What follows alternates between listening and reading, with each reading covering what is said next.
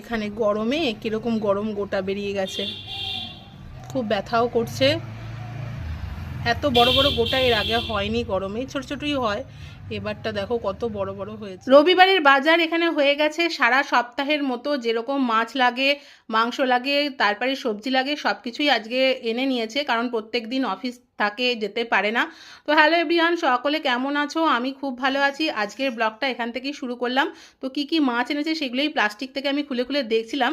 তো এগুলো পরিষ্কার করে নিয়ে আসি, তারপর তোমাদের দেখাচ্ছি কি কি এনেছে। তো এখানে এনেছে খয়রা মাছ, মাছের ডিম, মাছের মাথা, চিকেন, পোনা মাছ আর তেলাপিয়া মাছ। তো সারা সপ্তাহের বাজার যেহেতু, আর এদিকে দেখো আমি মাছ ধুয়ে আস্তে আস্তেই বৃষ্টি নেমে পড়েছে। এই বৃষ্টিটা খুব দরকার ছিল, তবে একটুখানি বৃষ্টি হয়ে কি লাভ হলে জানি না, একদম গরমটা বেড়ে গেছে। আর এইদিকে ছেলে দেখছি এসে ঘরের ভেতরে আঁকছিল। তো আমি জিজ্ঞেস করলাম কি আঁকছিস, তো ওর মনের মতো কিছু আঁকছিল। আর এখানে বিশ্ব পরিবেশ দিবসের উপলক্ষে একটা আঁকা এঁকেছিল, সেটাই আমি দেখছিলাম। আর এদিকে আমি আজ রান্না করছি চিকেন, গাটি কচুর একটা তরকারি আর আমড়ার চাটনি, ব্যাস এই।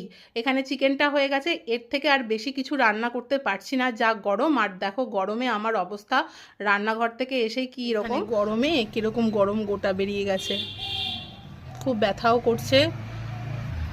এত বড় বড় গোটা এর আগে হয়নি গরমে, ছোট ছোটই হয়, এবারটা দেখো কত বড় বড় হয়েছে। খাওয়া দাওয়া কমপ্লিট করে এবার ওপরে এলাম, একটু রেস্ট করব। বাইরে বৃষ্টি হচ্ছিল একটু আগে, অল্প বৃষ্টি হয়েছে, আর গরমটা দেখো কিরকম বাড়িয়ে দিল। এখন আবার পরিষ্কার হয়ে গেছে। তো চলো ব্লগটা এখানেই শেষ করছি। আবার কোনো দিন কোনো ব্লগে তোমাদের সাথে আমার দেখা হবে। টাটা, সবাই ভালো থেকো, সুস্থ থেকো।